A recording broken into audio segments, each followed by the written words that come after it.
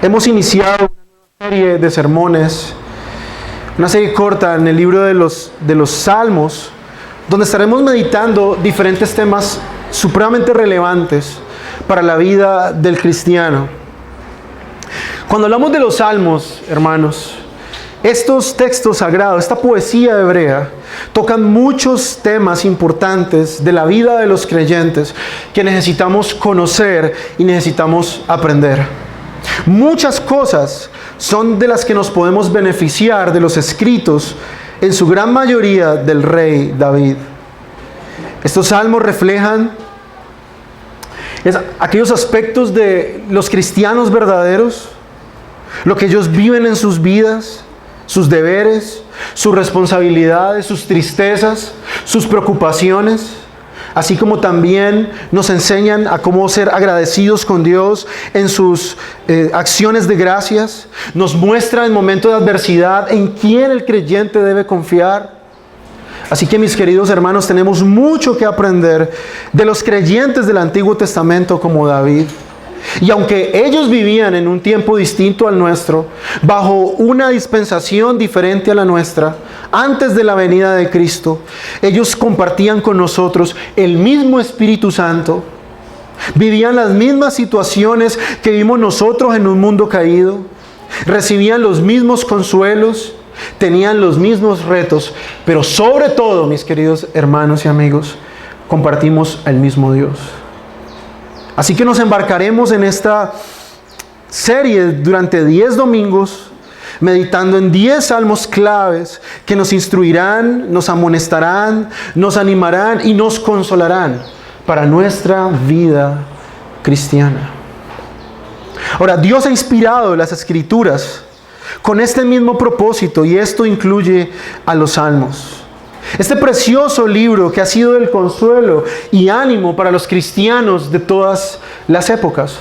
Por ejemplo, para Juan Calvino, los Salmos son un libro que nos enseña principalmente en sus palabras acerca del cuidado paternal de Dios y cómo alabar a Dios de una manera correcta. En las palabras suyas, en las instituciones de la religión cristiana, dice Calvino lo siguiente: no hay otro libro en el que se puedan encontrar recomendaciones más expresas y magníficas, tanto de la liberalidad incomparable de Dios hacia su iglesia, como de todas sus obras. No hay otro libro en el que se hayan registrado tantas liberaciones, ni uno en el que las evidencias y experiencias de la providencia y solicitud paternales que Dios ejerce hacia nosotros se celebren con tal esplendor de dicción y, sin embargo, con la más estricta adhesión a la verdad. En resumen, no hay otro libro en el que nos enseñe de manera más perfecta la forma correcta de alabar a Dios, o en el que se nos motive más poderosamente a la realización de este ejercicio religioso. Noten ustedes cómo para Calvino el libro de los Salmos era el manual a través del cual la iglesia adoraba a Dios de una forma correcta. De hecho, Calvino, años después, escribió aquel salterio metrificado que usan nuestros hermanos presbiterianos reformados, que cantan ellos a capela, basados todos ellos en los 150 salmos de David. Luego Martín Lutero en 1531 lanza su comentario a los salmos, y mire lo que dice Martín Lutero con respecto a ellos. Dice: la introducción a cada salmo explicado por Lutero, comenta un autor, alguien que lee este libro, demuestran cómo Lutero entendió el salterio como un libro centrado en Cristo y cómo usó los salmos como modelo para la oración cristiana. Lutero clasifica cada salmo como un salmo de profecía, instrucción, consuelo, oración o acción de gracias, y aplica el mensaje del texto a la vida vivida bajo la cruz. Lutero también conecta los salmos con los 10 mandamientos y las peticiones de la oración del Señor. Para Lutero, todos los aspectos de la vida del cristiano, incluidos los salmos, se relacionan con Cristo y su evangelio de perdón, vida y salvación. Y luego dice él en sus palabras literales: Han circulado tantas leyendas de santos en días pasados y tantas historias de sufrimientos y de obras para nuestra imitación, todas ellas por escrito, que los salmos en un momento fueron bastante descuidados. Estaban involucrados en demasiada oscuridad que apenas un salmo se entendía adecuadamente. Y sin embargo, ofrecían un consuelo tan preeminente como incluso en su estado mal entendido, para influir y fortalecer los corazones de los piadosos y los devotos. Su lenguaje era objeto de veneración. Pero mantengo que ninguna leyenda y ningún manual de devoción han aparecido o pueden ser superiores al libro de los Salmos. Y si un hombre deseara leer y seleccionar lo mejor, tanto en la leyenda como en la historia, no podría hacerlo mejor que adoptar el libro de los Salmos. Porque no solo encontramos aquí lo que han hecho uno o dos santos, sino lo que ha hecho la cabeza de todos los santos y lo que todos los santos todavía hacen.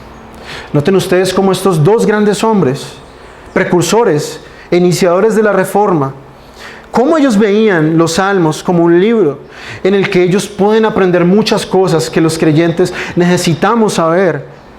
Dice Lutero que todos los Salmos de una u otra manera apuntan a Cristo. Así que sabiendo de este gran provecho, hermano, que los Salmos han sido para estos creyentes en la antigüedad, así que asimismo estoy plenamente seguro que será para nosotros también de mucho beneficio. Si exponemos correctamente estos salmos, si meditamos correctamente en ellos y los aplicamos a nuestra vida cristiana, sabemos que Dios bendecirá nuestras vidas. Así que necesitamos aprender, hermanos, de estos versículos escritos por David bajo la inspiración del Espíritu Santo, de sus circunstancias, de las maneras en que Él maneja las adversidades, de cómo Él agradece a Dios en momentos difíciles, de cómo confía en Dios en momentos supremamente complejos, de cómo Él se arrepiente de sus maldades, de cómo Él ve la mano tierna de Dios en toda circunstancia. De eso debemos aprender, hermanos.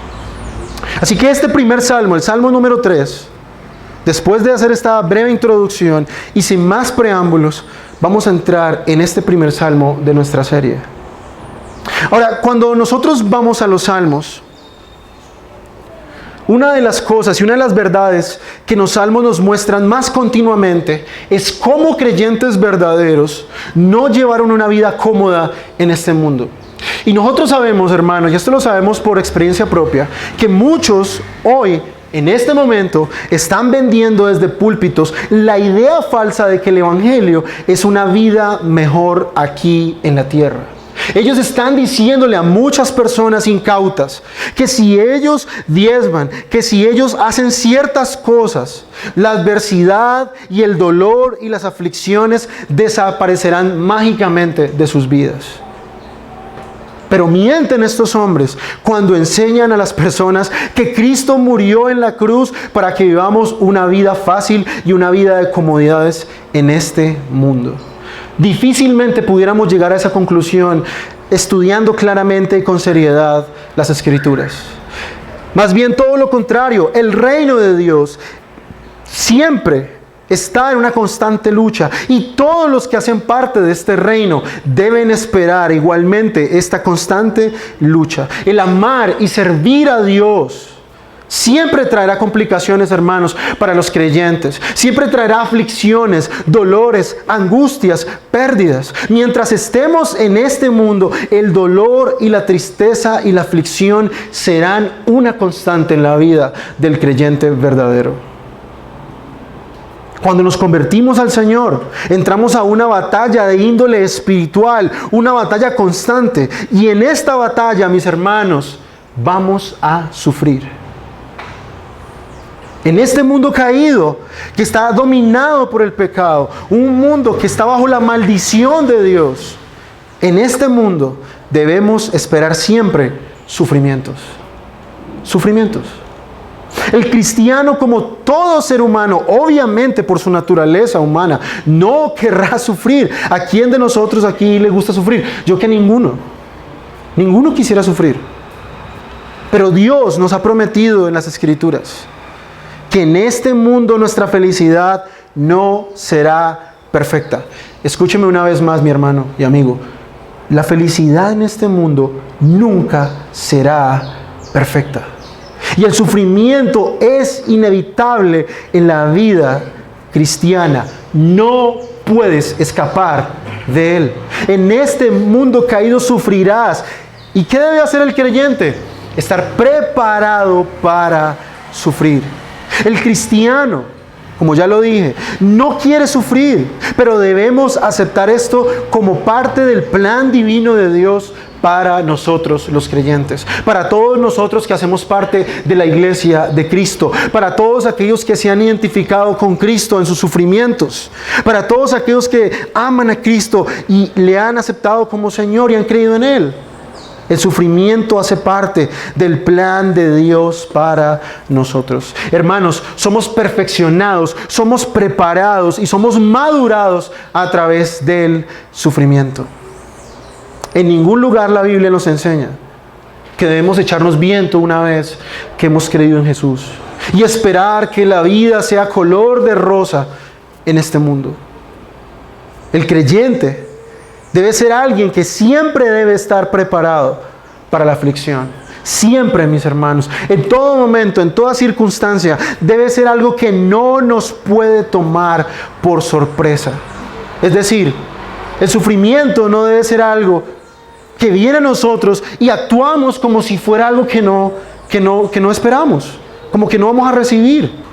Esto es algo normal para el creyente. Si tú eres cristiano, déjame decirte, debes estar preparado para las aflicciones.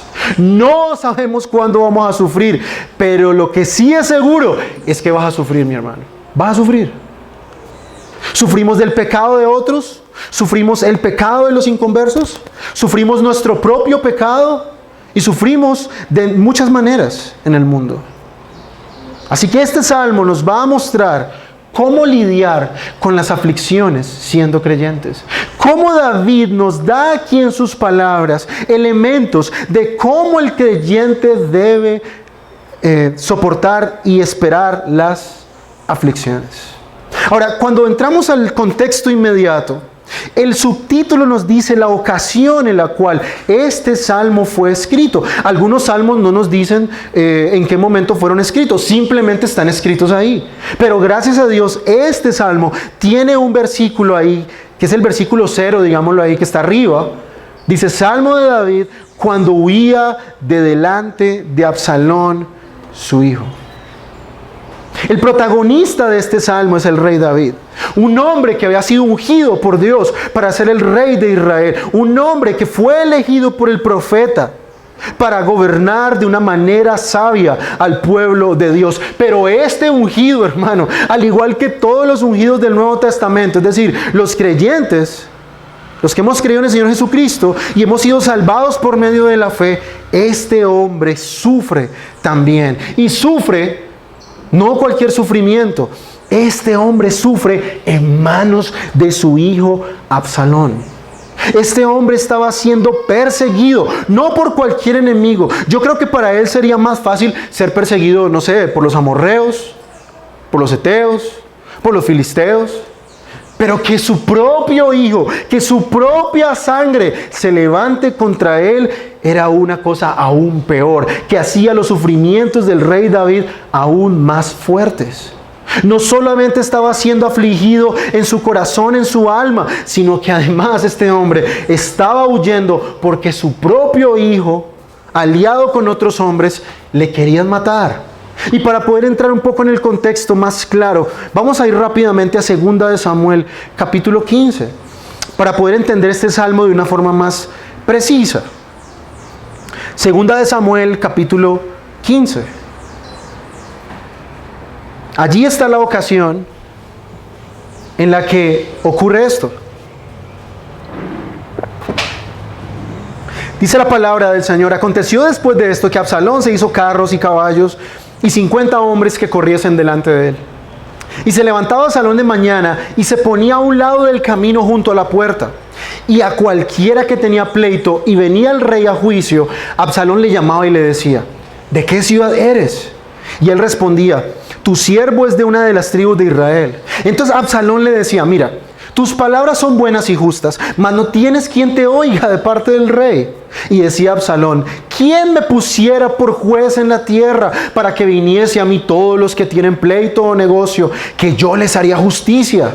Y acontecía que cuando alguno se acercaba para inclinarse a él, él extendía la mano, lo tomaba y lo besaba. De esta manera hacía con todos los israelitas que venían al rey a juicio. Y así robaba Absalón el corazón de los de Israel. Es el propio hijo de David. Estaba tratando de ganarse el afecto de las personas de Israel, sabiendo que el rey era su padre.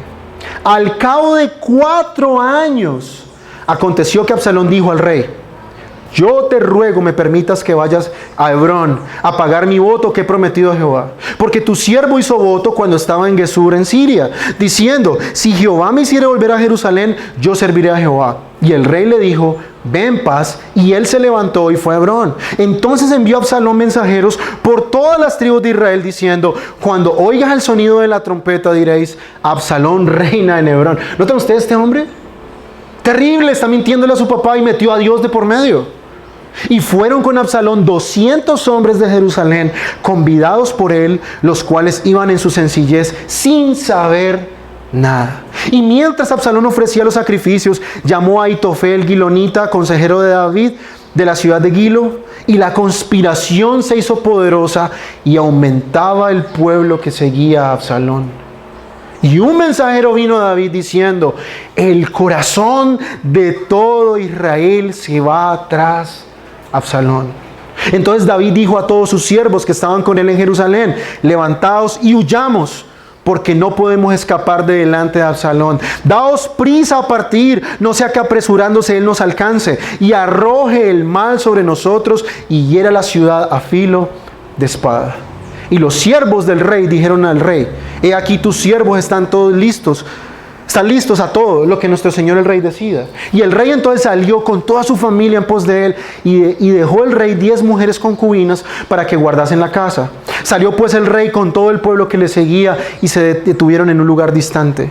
Y todos los siervos pasaban a su lado, con todos los ereteos y peleteos y todos los geteos, 600 hombres que habían venido a pie desde Gat, iban delante del rey. Y dijo el rey a Itai Geteo, ¿para qué vienes tú también con nosotros? Vuélvete y quédate con el rey, porque tú eres extranjero y desterrado también de tu lugar. Ayer viniste, y he de hacer hoy que te muevas para ir con nosotros. En cuanto a mí, yo iré a donde pueda ir. Tú vuélvete y haz volver a tus hermanos, y Jehová te muestre amor permanente y fidelidad. Y respondió Itai al pueblo, al rey, diciendo, vive Dios y vive mi señor el rey, que o para muerte o para vida, donde mi señor el rey estuviere, allí estará también tu siervo. Entonces David dijo a Itai, ven pues y pasa. Y pasó Itai Geteo y todos los hombres y su familia, y todo el país lloró en alta voz. Pasó luego toda la gente el torrente del Cedrón, asimismo pasó el rey, y todo el pueblo pasó al camino que va al desierto. Y aquí también iba Sadoc, y con él los levitas que llevaban el arca del pacto, y asentaron el arca del pacto de Dios. Y subió Abiatar después que todo el pueblo hubo acabado de salir de la ciudad. Pero dijo el rey a Sadoc, vuelve el arca de Dios a la ciudad. Si yo hallare gracia ante los ojos de Jehová, Él hará que vuelva y me dejará verla y a su tabernáculo. Y si dijere, no me complazco en ti, aquí estoy, haga de mí lo que bien le pareciere. Dijo además el rey al sacerdote Sadoc, ¿no eres tú el vidente? Vuelve en paz a la ciudad, y con vosotros vuestros 2 hijos, Ahimaas tu hijo y Jonatán hijo de Abiatar. Mirad, yo me detendré en los vados del desierto hasta que venga respuesta de vosotros que me dé aviso.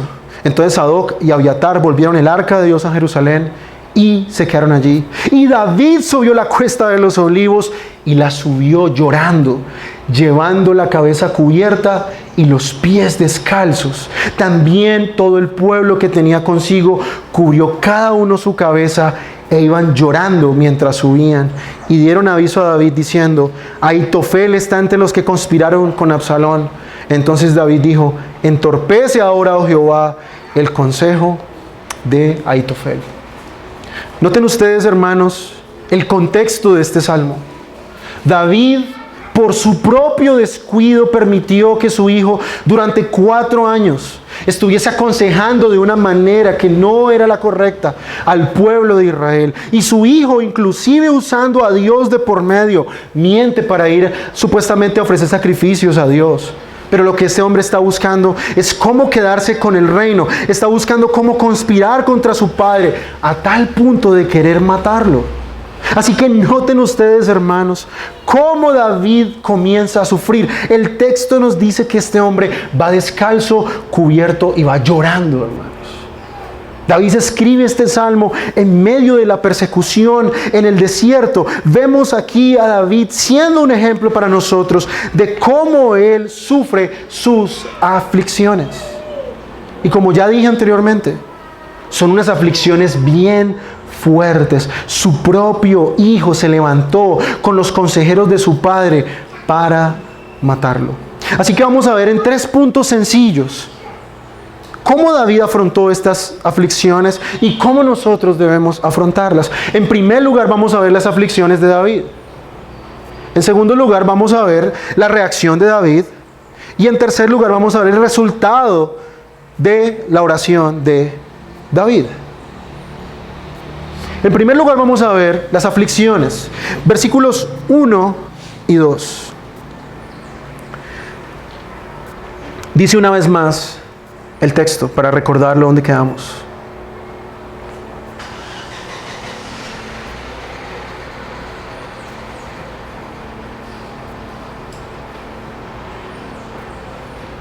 Oh Jehová, cuánto se han multiplicado mis adversarios. Muchos son los que se levantan contra mí. Muchos son los que dicen de mí, no hay para él salvación en Dios. David nos muestra las aflicciones en su contexto. Esto es lo que llevó, lo que acabamos de leer, es lo que llevó a David a escribir este salmo. Los eventos ocurridos en 2 de Samuel capítulo 15.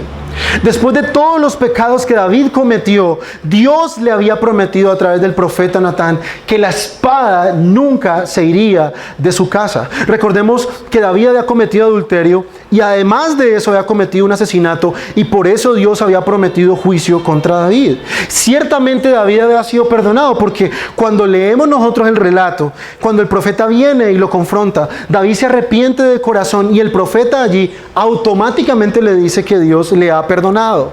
Pero a pesar de que Dios le da su perdón, las consecuencias de su pecado en esta vida prevalecerían, y esta sublevación de sus hijos, queriendo ser el rey en su lugar, era una de esas consecuencias de su pecado.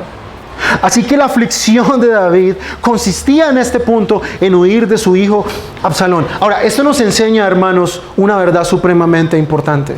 Y es que a veces vamos a ser afligidos por causa de nuestros propios pecados, por causa de nuestras propias torpezas, por causa de nuestra propia necedad. Muchas veces seremos afligidos. Sin duda, el Evangelio asegura que somos perdonados en el mismísimo momento en que hemos confiado en Cristo para nuestra salvación. Es un perdón eficaz, es una justificación eterna.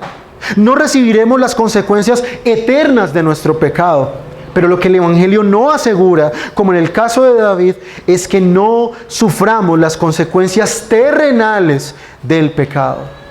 Así que, hermanos, hay muchos creyentes al día de hoy que tienen la plena certeza que han sido perdonados por Dios. Ellos han hecho pecados, han cometido cosas terribles delante de los ojos de Dios, y ellos obviamente han sido perdonados cuando han venido con una actitud verdaderamente sincera, implorando y buscando el perdón de Dios. Pero a veces, hermanos, esos agravios o esos pecados son tan graves que todavía tenemos que arrastrar con las consecuencias de ellos en esta vida. Probablemente hemos tenido algún problema con un hermano o con alguien, y aunque ciertamente ambas partes han decidido perdonar, probablemente esa relación ya no sea igual. En otros casos, probablemente hermanos, antes de ser cristianos también, vivieron vidas desordenadas, donde afectaron a otras personas, y ya aún siendo cristianos, tienen que seguir sufriendo las consecuencias del pecado. Así que, hermanos, muchas veces vamos a sufrir por nuestra propia causa, por nuestra propia culpa. Como vemos a David, David estaba sufriendo las consecuencias de su gran pecado. Pero aún en medio de esto, aún en medio de esta difícil aflicción, David comienza a meditar en el resto de aflicciones que tiene. Ahora, David dice que no solo es uno el que lo sigue, sino muchos. Son muchos sus adversarios, son muchos los que están contra él y quieren su vida. Así que David invoca a Dios clamando que todas estas personas están en su contra y que quieren su vida. David clama a Dios que no solamente él sufre por causa de sus pecados anteriores, sino por causa de aquellos que quieren matarle. Ahora, los creyentes, hermanos, debemos entender, tenemos adversarios. El mundo es nuestro adversario. Nuestra carne es nuestro adversario. Satanás es nuestro adversario. El reino de las tinieblas son nuestros adversarios. Y todos estos enemigos que se levantan contra Cristo son también nuestros enemigos. Son muchos los adversarios, son mucha la hostilidad del mundo. Hermanos, vivimos en un mundo caído que aborrece a Cristo. Este mundo es un mundo caído. Es un mundo que aborrece al Señor. Es un mundo que todo el tiempo quiere hacernos pecar. Es un mundo que todo el tiempo va en contra de las ideas del Evangelio. Son muchos nuestros enemigos. Pero ¿qué debemos recordar, hermanos? Y este mundo no es nuestro hogar final. Este mundo no es nuestra morada eterna. Este mundo pasará. ¿Por qué muchas veces nos angustiamos y nos afligimos cuando estamos pasando momentos difíciles? Bueno, es porque a veces pensamos que este mundo es nuestro hogar. Nos olvidamos que este mundo aborrece a Dios y a su Hijo, y de paso nos aborrece a nosotros, y muchas veces nos toma por sorpresa que el mundo esté lleno de pecadores y que los pecadores hacen lo mejor que pueden hacer, que es pecar, y que eso va a traer obviamente tristeza a nuestras vidas. Así que, hermanos, nosotros como creyentes no podemos ser sorprendidos por el pecado de otros ni por el sufrimiento. El cristiano debe tener una mente alerta y recordar en todo momento que desde que creímos en Cristo tenemos que sufrir. El sufrimiento es algo que debemos esperar. Hermano, no esperes que el mundo sea color de rosa. Ahora, tampoco estoy diciendo que vamos a vivir de desgracia en desgracia. Hay cristianos que hablan de una manera como si la vida cristiana fuera solamente sufrimientos. Y obviamente eso no es así. Sino que a lo que me refiero es que debemos estar preparados cuando nos toque sufrir a nosotros. La mente del creyente no puede ser ajena que debe sufrir. Mientras vivamos en este mundo dominado por el pecado, la aflicción estará a la orden del día. Hoy puedes estar bien, mi hermano, y mañana puedes estar afligido. Hoy puedes tener cierta seguridad en algo y mañana esa seguridad puede desaparecer. Hoy puedes estar aquí sentados, pero mañana no sabes qué va a pasar. Y como creyentes debemos entender que a veces, lo repito una vez más, sufrimos por nuestro pecado, pero a veces también sufrimos porque vivimos en un mundo caído donde hay adversarios. Y que en este mundo no tendremos felicidad completa. El sufrimiento nos recuerda, hermanos, que nuestra felicidad completa se encuentra y lo hallaremos allá en el reino celestial cuando Cristo venga en la consumación de los tiempos. Ahora, los enemigos de David habían buscado para matarle muchas veces. Querían atraparlo en diferentes ocasiones y en esta ocasión, dice el texto, ellos pensaban que ya lo tenían donde quería. El texto dice, ellos dicen de mí, ya no hay Dios que lo salve. Ellos pensaban que ya David de esta no salía vivo. No había escapatoria. La situación de David era tan desalentadora que llevó a sus enemigos a estar felices de que él ya lo tenían en sus manos y lo iban a matar. Hermanos, ciertamente el sufrimiento está a la orden del día. El sufrimiento está ahí y nuestros adversarios muchas veces pensarán que ya para nosotros no hay salvación. Muchas veces ellos creerán que ya hasta ahí llegamos, no seremos más creyentes, vamos a dar el paso atrás. O que las aflicciones nos van a hacer doblar nuestro deseo de seguir a Cristo. Pero todo creyente debe asimilar, hermano, que tiene que sufrir. Todo creyente tiene que entender que el mundo no es su amigo, que el mundo va a querer siempre ir en contra nuestra. Todo creyente debe entender que el sufrimiento está a la orden del día, que siempre va a aparecer en el momento en que menos nos imaginemos. Y debemos estar totalmente preparados para sufrir. ¿Tú esperas estar en paz en este mundo siendo creyente? ¿Esperas verdaderamente y crees que el Evangelio es la solución a todos tus problemas? Mi querido hermano, déjame decirte que no es así, sino todo lo contrario. Muchos problemas se volverán aún peores cuando nosotros venimos a Cristo. Y eso he escuchado de muchas personas.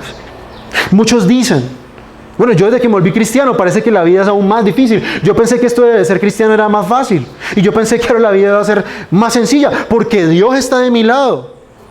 Pero precisamente porque Dios está de nuestro lado, del lado nuestro, en contra del mundo, es que el mundo se nos convierte a nosotros en un hábitat y en un ambiente hostil.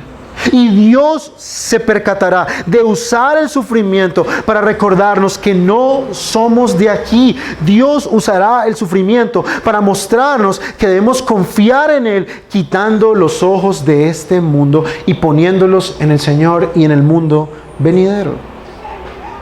Así que, hermano, en esta mañana yo te doy una aplicación del texto. Prepárate para sufrir. En cualquier momento Dios decidirá afligirte. No te extrañes cuando te toque sufrir, que el sufrimiento no te tome por sorpresa. Ya estás avisado. Puede que sea por tu propio pecado o puede que venga desde otra fuente que es el mundo. Pero si queremos vivir una vida verdaderamente para el Señor, debemos estar conscientes de que Dios va a permitir muchas aflicciones, muchas angustias por causa de Él. Ahora, en segundo lugar, después de meditar en la situación de David, vamos a ver qué es lo que David hace en frente de estas aflicciones. Vemos que David ya nos está diciendo que su situación no era fácil. Ya sus enemigos parece que lo tienen ahí acorralado, lo quieren matar. Bueno, David comienza a hacer algo que es lo que nosotros debemos hacer. Y eso está en los versículos 3 y 4. David comienza aquí a pensar bíblicamente. Noten ustedes lo primero que dice David en medio de su aflicción. Mas tú, y noten ustedes el cambio en las palabras. Podemos traducirlo como, pero tú, Jehová, eres escudo alrededor de mí, mi gloria y el que levanta mi cabeza. ¿Qué es lo que está haciendo David aquí? Noten ustedes que David no comienza a orar todavía. David comienza a pensar bíblicamente en medio de esta circunstancia. David comienza a recordar quién es Dios, mientras los enemigos lo ven vencido y muerto, como que ya Dios se olvidó de él y lo abandonó. David nos muestra que para él es todo lo contrario. David comienza diciendo que Dios es el escudo alrededor de David. Estas verdades que David conocía en su mente y estaban asimiladas dentro de su corazón, le sostendrían en medio de esta aflicción. Noten ustedes que David, en vez de desesperarse, comienza a traer las verdades preciosas de Dios a su mente y comienza a pensar en ellas. Dios le habría de sostener porque David era el ungido de Dios. Dios le había apartado en su labor como rey y David no podía morir. Dios había prometido que le guardaría. David en este momento cree que es Dios quien le guardaría contra todas las acechanzas de sus enemigos. Pero ¿qué hace David? Comenzar a convencerse de estas verdades.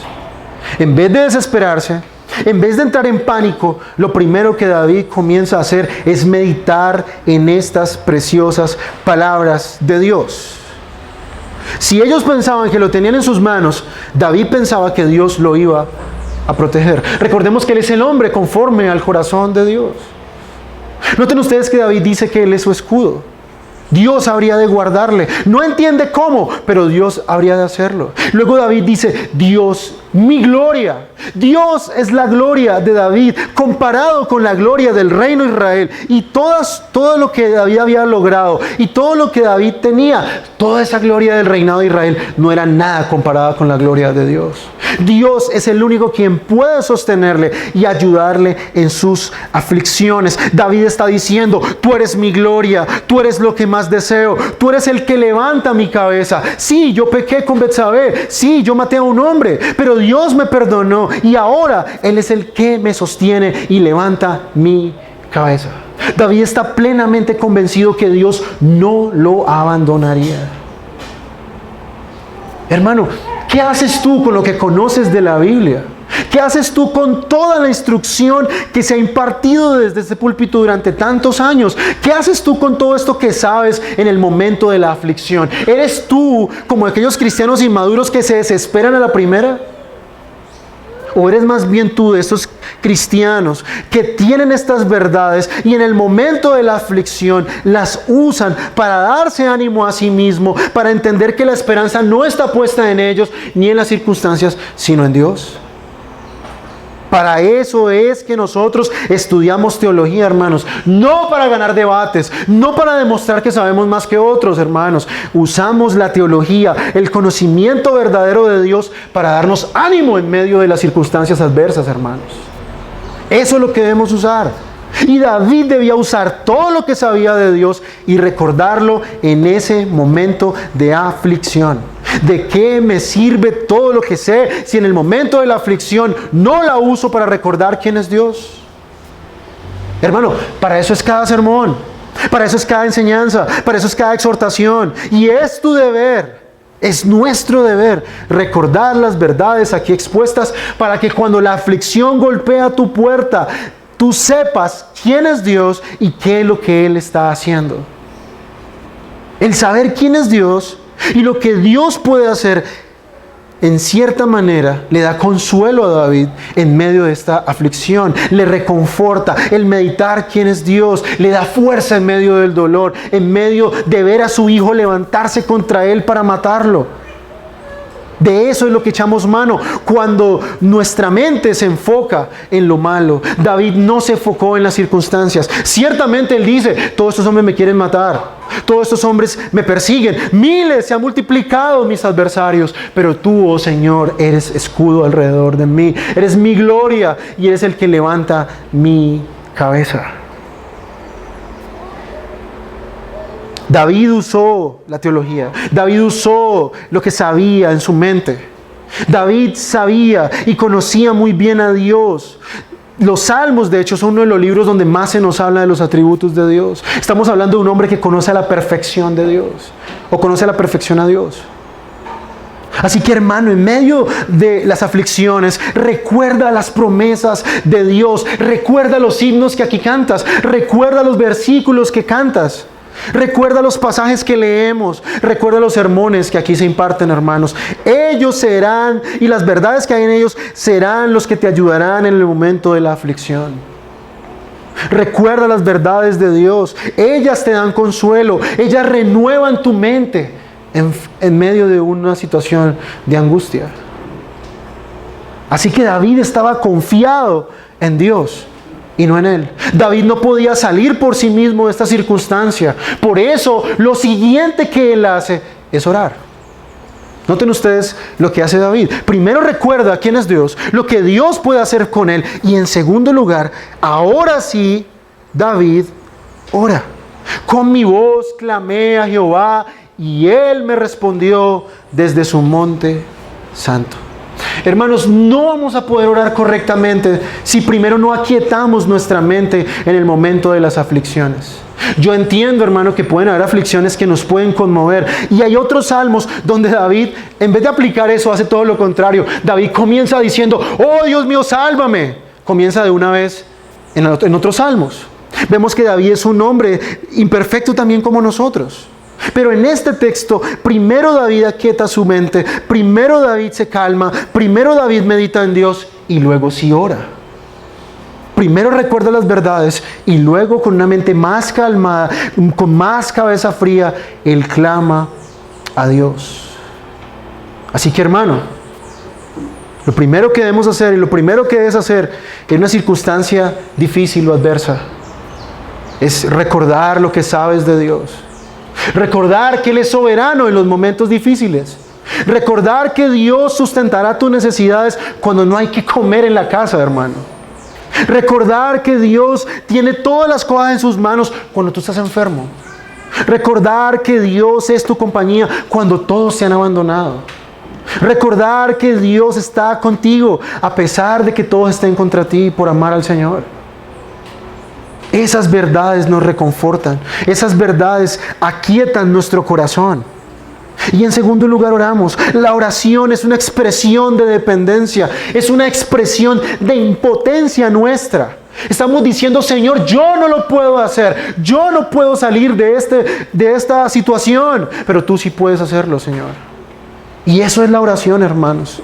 No es sino una expresión genuina y sincera de nuestra incapacidad. Es una expresión de dependencia, que Dios es de quien dependemos, de sus bendiciones, de que Él nos escuche. Es reconocer que no podemos hacer nada delante de muchas circunstancias que se salen de nuestras manos. Y es reconocer que Dios sí puede hacer algo. Es reconocer que es Dios quien puede obrar en medio de nuestras aflicciones y que Él las usará de la mejor manera según sus propósitos. Así que, hermano, nuestras oraciones serán más llenas de verdades cuando primero recordamos estas verdades, cuando primero meditamos estas verdades y luego oramos con calma. No podemos orar apropiadamente si estamos alterados, hermanos. No podremos orar correctamente si el afán y la angustia consumen nuestro corazón. No tendremos certeza si Dios nos responderá o no, si oramos a la ligera y oramos obviamente desesperados. Primero llenamos nuestra mente de verdades. Estas verdades, como cantábamos en el Isaías 26, esa paz está en ¿quién? En cuyo pensamiento en ti persevera.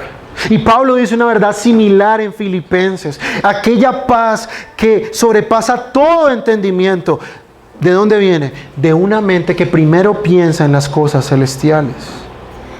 Así que, hermano, yo entiendo, y es algo normal y natural de nosotros como seres humanos, que nuestras emociones nos gobiernen en un momento de angustia. Somos presa fácil del desespero.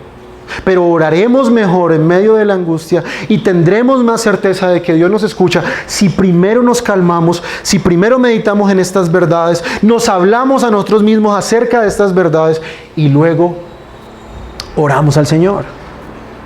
En tercer lugar, de los versículos 5 al 8, David nos va a mostrar cuál es el resultado de esta oración. David nos va a mostrar cuál es el resultado de estar ciertamente en una aflicción, pero después de orar y después de meditar estas verdades en su corazón, David nos muestra esa parte de victoria. Miren lo que dice David. Yo me acosté y dormí y desperté porque Jehová me sustentaba. No temeré a 10 millares de gente que pusieren sitio contra mí. ¿Qué produjo en David esta oración informada? ¿Qué produjo en David meditar con calma en los atributos de Dios? Primero, David puede dormir tranquilo.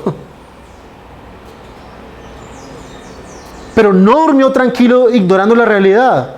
¿Cierto? Hay gente que toma su cerveza, se emborracha, tiene muchos problemas y se queda dormido y se olvida de la realidad. No, pero no es esa manera lo que David nos está diciendo. El dormir aquí no es un escape de la realidad. Hay gente que toma medicamentos para la ansiedad, hay gente que toma cosas para los nervios. Pero, hermanos, las verdades de Dios meditadas en el corazón y la oración informada por esas verdades son el mejor remedio contra la angustia producida por la aflicción. Si tú, mi hermano, necesitas pastas para poder dormir por tu ansiedad, pensando en el futuro, pensando en los problemas, vives todo el tiempo nervioso, yo te receto hoy que medites más profundamente en quién es Dios y ores con calma al Señor. ¿Cómo podía dormir tan campante David si su hijo y estos hombres lo querían matar? Bueno, David se acostó y durmió y se levantó sabiendo que es Dios quien le sostiene. Ahora, hermano, hay gente que se puede acostar en la cama, pero no duerme. Hay almohadas de muchas marcas y precios. Hay almohadas de plumas de pavos reales. Hay almohadas con las espumas y geles más avanzados para la cabeza, de muchos precios muy costosos. Pero dice Spurgeon que la mejor almohada en la que un hombre puede recostar su cabeza tranquilo es en la soberanía y el control de Dios. Así que David sabía que no pasaría nada que Dios no permitiese. Dios le sustentaría en la noche. Cuando los enemigos vinieran a buscarle por sorpresa para matarle, David dice: yo me acuesto y duermo tranquilo porque sé que Dios es el que me sostiene. David sabía que todo esto era producto de su pecado, pero él también sabía que Dios estaba al control y al mando de todas las cosas. Y hermano, una vez más lo repito, la doctrina de la soberanía de Dios no es una doctrina para nosotros coger y darle a la gente en la cabeza.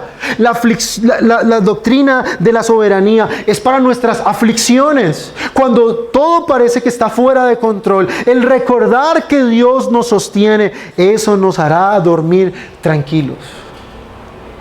Las aflicciones serán más llevaderas cuando sabemos que Dios es el que está detrás controlando todas las cosas.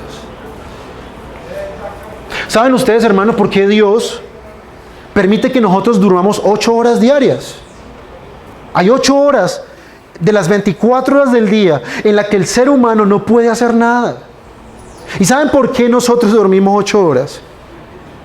Ese dormir es para recordar que en esas 8 horas yo no puedo controlar mi vida. Es Dios quien la sostiene. Es Dios quien sigue obrando. Dios no descansa. Dios sigue cuidándonos en las 16 horas que estamos despiertos y en las 8 que dormimos también. Así que David sabía que a pesar de todo, él podía dormir. A pesar de que le estaban buscando para matarlo, él podía conciliar sueño. Hermano, cuando tú duermes, el Señor te sostiene. Ahí no puedes hacer nada en tus fuerzas. Nada está a tu alcance y Dios te sostiene. Dios es el sostén seguro de todos aquellos que confían en Él. Así que David nos asegura que en medio de las aflicciones normales del mundo, las angustias normales de un mundo caído, podremos dormir tranquilos, porque esa verdad de que Dios nos cuida, de que Dios nos sostiene, nos hará descansar. No puedes dormir a causa de las aflicciones, no puedes dormir a causa de la ansiedad. Quizás te falta meditar más en el hecho de que Dios es soberano. Te falta entender más a cabalidad, pasar más tiempo con el Señor, entendiendo esta verdad y haciendo que ella cada vez más permee tu corazón. Créeme, no vas a poder dormir en la noche si no crees que Dios es quien te sostiene. Aunque hayan muchas aflicciones, aunque hayan muchas angustias, no vas a poder dormir a menos que tú creas que Dios es soberano. Puedes decir que sí, voy a una iglesia reformada donde me enseñan que Dios es soberano, pero en la noche no puedo dormir. Eso no tiene sentido. Medita en estas verdades. Cuando tu corazón se desespere por todas estas cosas que pueden pasar a tu alrededor, háblate a ti mismo, recuérdate las verdades de Dios y acuéstate tranquilo, mi hermano. En segundo lugar, el texto nos muestra que David estaba seguro en Dios. David dice que él no tiene miedo a 1,000,000 de enemigos que se levanten contra él. Y esto es un segundo resultado. No hay temor para aquel que sabe que Dios le ha dado seguridad en él. No existe miedo en el corazón del creyente que sabe que Dios está con él. No hay razón para tener miedo cuando las verdades de Dios están fijas en mi mente, cuando las creo, cuando oro al Señor y sé que Él me responde. No importa las aflicciones que vengan, no importa cuántos problemas y angustias puedan venir en la vida de un creyente, Dios está en medio de ellas, mi hermano. Y David sabía que si se levanta un millón de enemigos, esto es un lenguaje figurado, Dios estaría con él. Noten ustedes que David ya no tenía miedo, no tenía temor. Vimos en el relato de 2 de Samuel que David salió llorando con la cabeza cubierta. Eso era obviamente una señal de dolor, de duelo. David salió a escondidas. Pero noten ustedes ahora la forma de hablar de David. Dice David, levántate Jehová, sálvame Dios mío. Eso no suena como unas palabras de un hombre angustiado. Todo lo contrario, es una expresión de confianza. David había sido fortalecido por estas verdades. David sabía que la fuerza y la salvación venían de Dios, que es Él y no los hombres quien le rescatarían de sus enemigos. ¿Y cómo lo haría Dios? Noten ustedes lo que David dice. Dios le daría figurativamente un puñetazo en la mejilla a los enemigos de David, de tal manera que sus dientes serían destrozados. Miren ustedes cómo David veía a Dios, como aquel que saldría a defenderlo con un golpe certero a todos aquellos que le perseguían. ¿Y cómo podía David mantener esta seguridad? ¿Cómo David no tenía miedo?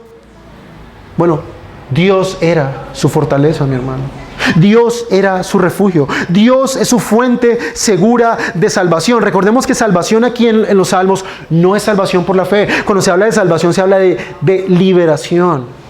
De cuando una persona es libre de un peligro. Así que David sabe que Dios lo libraría del peligro de sus adversarios. Dios le daría un golpe contundente al ejército que conspiraba contra el ungido de Dios. ¿Y quieren saber si esto es así? Mire cómo 2 de Samuel 18, del 7 al 15 nos lo muestra. Vamos a leerlo rápidamente.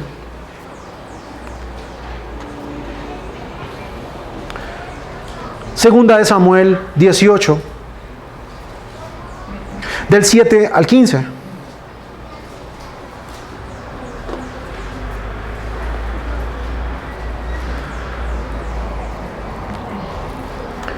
Vamos a leer del 6. Salió pues el pueblo al campo contra Israel y se libró la batalla en el bosque de Efraín. Y allí cayó el pueblo de Israel delante de los siervos de David, y se hizo allí en aquel día una gran matanza de 20,000 hombres. Y la batalla se extendió por todo el país, y fueron más los que destruyó el bosque aquel día que los que destruyó la espada. Y se encontró Absalón con los siervos de David, e iba Absalón sobre un mulo, y el mulo entró por debajo de las ramas espesas de una gran encina, y se le enredó la cabeza en la encina. O sea, este hombre tenía el cabello largo. Y Absalón quedó suspendido entre el cielo y la tierra, y el mulo en que iba pasó delante. O sea, quedó enredado en unas ramas colgado. Viéndolo uno avisó a Joab diciendo: he aquí he visto a Absalón colgado de una encina. Y Joab respondió al hombre que le daba la nueva: y viéndolo tú, ¿por qué no le mataste luego allí echándole a tierra? Me hubiera placido darte 10 ciclos de plata y un talabarte. Y el hombre dijo a Joab: aunque me pesaras 1000 ciclos de plata, no extendería yo mi mano contra el hijo del rey, porque nosotros oímos cuando el rey te mandó a ti y a Abisaí y a Itaí diciendo: mirad que ninguno toque al joven Absalón. Por otra parte, habría yo hecho traición contra mi vida, pues que al rey nada se le esconde, y tú mismo estarías en contra. Y respondió Joab: no malgastaré más mi tiempo contigo. Y tomando 3 dardos en su mano, los clavó en el corazón de Absalón, quien estaba aún vivo en medio de la encina. Y 10 jóvenes escuderos de Joab rodearon e hirieron a Absalón y acabaron de matarle. Entonces Joab tocó trompeta, y el pueblo se volvió de seguir a Israel, porque Joab detuvo al pueblo. Tomando después a Absalón, le echaron en un gran hoyo en el bosque, y levantaron sobre él un montón muy grande de piedras, y todo Israel huyó, cada uno a su tienda. ¿Cómo terminó finalmente Absalón? ¿Cómo terminó este hombre que buscaba a su padre? Bueno, el Dios de Israel le dio la victoria a su padre. Finalmente David prevalecería frente a este intento de derrocamiento por parte de su hijo. Pero ¿quién fue el responsable de esta victoria? Dios. Noten ustedes cómo este hombre sale en este animal y justamente pasa por un lugar providencialmente y se queda colgado allí. Es Dios quien llevó a Absalón hasta este lugar para que cayera en manos de los hombres de David. Así que David puede decir finalmente en el Salmo al terminarlo, diciendo que de Dios es la salvación y la bendición para su pueblo. Fue Dios quien permitió ciertamente las consecuencias del pecado de David para mostrarle que la salvación es de Jehová. Y finalmente Dios le concede la victoria sobre Absalón del pueblo porque David era el ungido de Dios. Ahora, miren ustedes, hermanos, que todas las bendiciones que caían sobre David también eran para el pueblo. Eso es lo que alguna vez estudiamos en teología pactual. Todo lo que los reyes hacían, bueno o malo, repercutía sobre el pueblo. Y si David volvía al trono, y si David caminaba con Dios, todo el pueblo era bendecido. Ahora, ¿qué más nos enseña este último versículo? Que el descanso a todas nuestras aflicciones serán en el día cuando Jesús regrese. Allí será la felicidad completa. Mientras tanto, tendremos que seguir sufriendo, mis hermanos. Mientras tanto, las aflicciones seguirán viniendo a nuestras vidas. Mientras tanto, las angustias serán el pan de cada día de los creyentes. Pero ¿cómo lidiar con las aflicciones? Primero, recordemos que sufriremos en este mundo. Primero debemos entender que la felicidad no completa no existe en este mundo. Siempre que haya pecado en el mundo y hombres pecadores que vivan en él, siempre habrán aflicciones.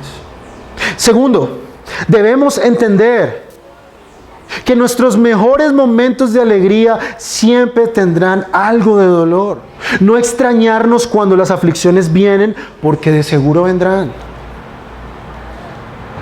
Tercero, la mejor forma para lidiar con las aflicciones es recordarnos todo el tiempo las verdades del Evangelio en nuestras mentes, ponerlas en nuestra mente, recordarlas en nuestro corazón, saber que todo lo que tenemos de Dios es por Él y usarlos en el momento de la angustia. Estas verdades nos darán paz en medio de una circunstancia adversa. Cuarto, después de meditar estas verdades, podemos orar a Dios con una mente mucho más informada, mucho más calmada, mucho más. Use la teología, póngala en su mente cuando esté en medio de una aflicción y ore a Dios después de recordar estas verdades, no al revés. Primero recordamos la verdad y luego oramos la verdad. Tercero, quinto, confíe en el Señor y vea cómo Dios obrará en medio de las aflicciones. Podemos saber que Dios obrará en medio de nosotros. Sabemos que Dios usará las aflicciones para moldearnos a la imagen de Cristo. Sabemos que Dios usará las aflicciones para la madurez cristiana de nuestras vidas en situaciones adversas. Confiemos que Dios usará todo para bien. Las aflicciones en el Nuevo Testamento le son dadas al creyente para madurar, para crecer, para depender mucho más de Dios. Así que si pensamos de esta manera, mis hermanos, podremos lidiar con las aflicciones en un mundo caído de una forma diferente.